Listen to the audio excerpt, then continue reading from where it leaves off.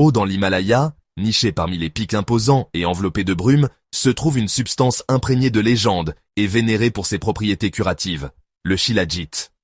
Cette substance collante, semblable à de la résine, dont la couleur varie du doré pâle au brun foncé, est prisée depuis des siècles dans l'Ayurveda, le système de médecine traditionnel originaire de l'Inde.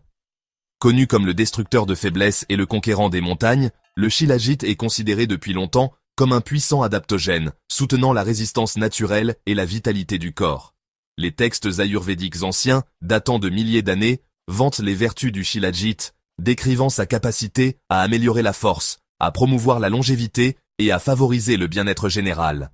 Ces anciens guérisseurs ont reconnu le pouvoir du shilajit pour harmoniser les énergies du corps et rétablir l'équilibre, un concept central aux principes ayurvédiques.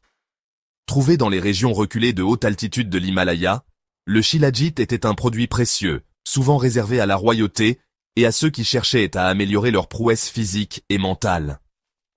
Au fil des siècles, la connaissance du shilajit s'est répandue au-delà de l'Himalaya, portée par les voyageurs et les commerçants le long de l'ancienne route de la soie. Du Moyen-Orient à l'Europe, les murmures de cette substance remarquable ont atteint des terres lointaines, suscitant la curiosité et alimentant l'imagination. Alors que le shilajit progressait à travers les continents, sa réputation de puissant rajeunissant et de tonique pour la santé s'est accrue, consolidant sa place dans les annales des systèmes de médecine traditionnels du monde entier. L'attrait du shilajit a transcendé les frontières géographiques, captivant l'esprit des érudits et des guérisseurs à travers l'histoire. Ses propriétés légendaires ont même trouvé leur chemin dans les écrits de certaines des figures les plus renommées de l'histoire. Aristote, le célèbre philosophe et polymathe grec, aurait fait allusion au shilajit dans ses œuvres, reconnaissant son potentiel à améliorer les fonctions physiques et cognitives. Cela suggère que la connaissance des bienfaits du shilajit s'était étendue au-delà de l'Orient, atteignant le cœur intellectuel de la Grèce antique. Des siècles plus tard, William Shakespeare, le barde d'Avon, aurait fait référence au shilajit dans sa pièce Le Roi Léar. Dans une scène où le roi Léar sombre dans la folie, son fidèle fou lui offre un remède décrit comme un minéral précieux trouvé dans les montagnes escarpées.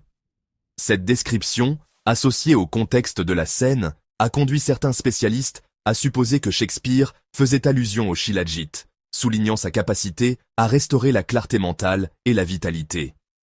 Bien que ces références historiques puissent être sujettes à interprétation, elles soulignent la fascination durable pour le shilajit et ses prétendus bienfaits pour la santé. Le fait que la réputation du shilajit s'étendait des hauteurs de l'Himalaya à l'esprit de certains des plus grands penseurs de l'histoire en dit long sur son attrait durable et le pouvoir qu'il détenait dans l'imaginaire collectif.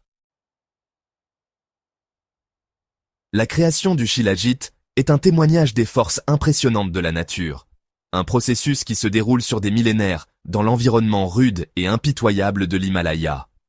Alors que les montagnes imposantes s'élèvent et se déplacent, des couches de matière végétale ancienne, non touchées par les polluants modernes, se retrouvent piégées dans les formations rocheuses.